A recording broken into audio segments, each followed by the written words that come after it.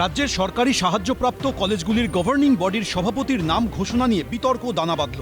শুক্রবার এই বিজ্ঞপ্তি জারি করেছে উচ্চশিক্ষা দপ্তর, যেখানে সরকারি সাহায্যপ্রাপ্ত 247টি কলেজের পরিচালন সমিতির সভাপতি কারা হলেন তাদের নাম ঘোষণা করা হয়েছে, যার প্রত্যেকটিতেই জায়গা পেয়েছেন বিজেপির মন্ত্রী, সাংসদ ও বিধায়করা। কলকাতা থেকে দার্জিলিং, বর্ধমান থেকে মালদা, বীরভূম থেকে কোচবিহার, রাজ্য জুড়ে এক ছবি।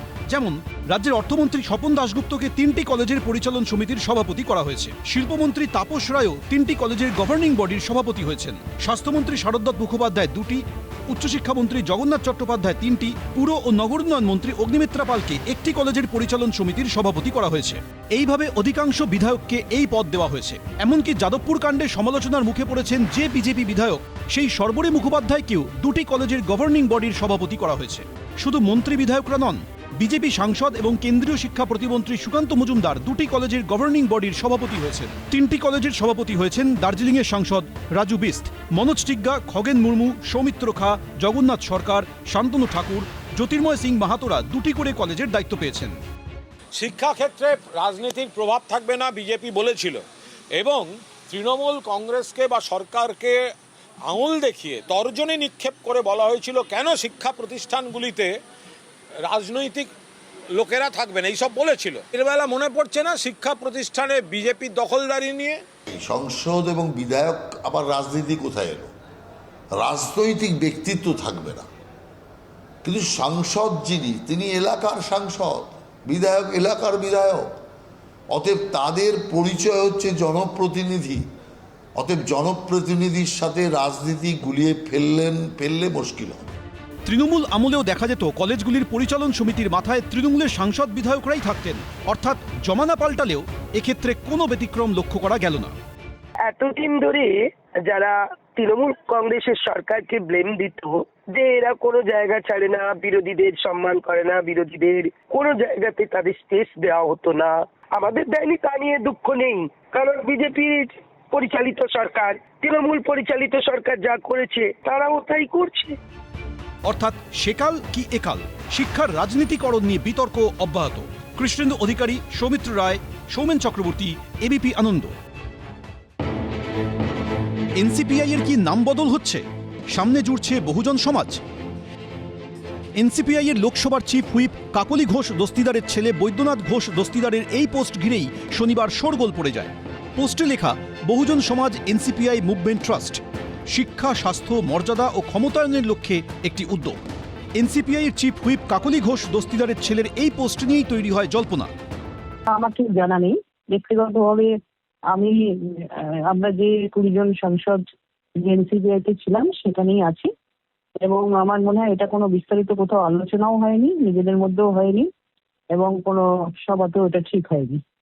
এবং আমরা এই ব্যাপারে যিনি পোস্ট করেছেন তিনি এটা দায়িত্ব নিয়ে বলতে পারবেন কেন তিনি করেছেন। কারণ ব্যক্তিগত মতামতের উপর দল চলে না, এটুকুই আমি জানি। আমরা এনসিপিআইতে ছিলাম, আছি, থাকবো। অন্য কোনো দলে মার্চ এখনো হয়নি, সুতরাং আমরা এনসিপিআইতে আছি।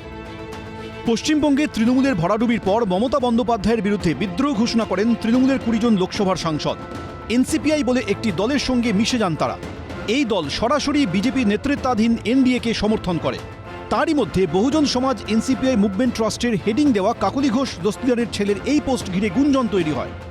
এই 20 জনের সাংসদের যা কীর্তিকলাপ, শীতকালে সাধারণত সার্কাস আসে।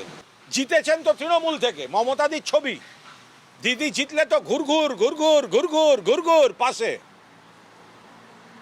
দিল্লিতে বাড়ি বাড়ি ঘুরছেন বিজেপি নেতাদের, বৈঠক করছেন বিজেপির সঙ্গে, মুখে বলছেন এনসিপিআইতে গেছি, আবার আজকে বলছেন বহুজন এনসিপিআই।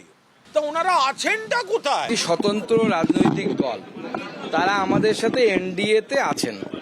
স্বাভাবিকভাবে একটি স্বতন্ত্র রাজনৈতিক দল তাদের নামের সামনে কি লাগাবে না পেছনে লাগাবে, মেকআপ করাবে না লিপস্টিক লাগাবে, সেটা তাদের ব্যাপার, আমাদের কোনো অসুবিধা নেই।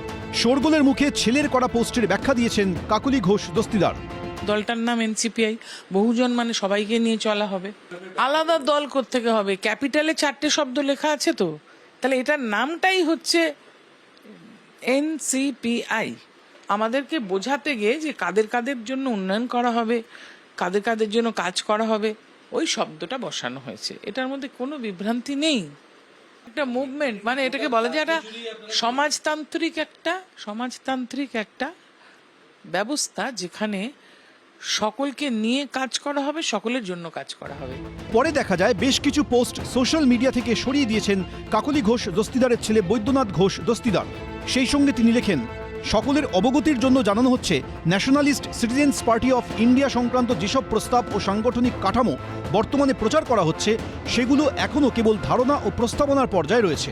এই ধরনের সমস্ত প্রস্তাব দলের উপযুক্ত কর্তৃপক্ষের দ্বারা বিবেচনা এবং আনুষ্ঠানিকভাবে অনুমোদিত হওয়ার পরেই আনুষ্ঠানিক রূপ পাবে। কৃষ্ণেন্দু অধিকারী, অনির্বাণ বিশ্বাস, ঐশী মুখোপাধ্যায় রিপোর্ট, এবিপি আনন্দ। এবিপি আনন্দ, এগিয়ে থাকে, এগিয়ে রাখে।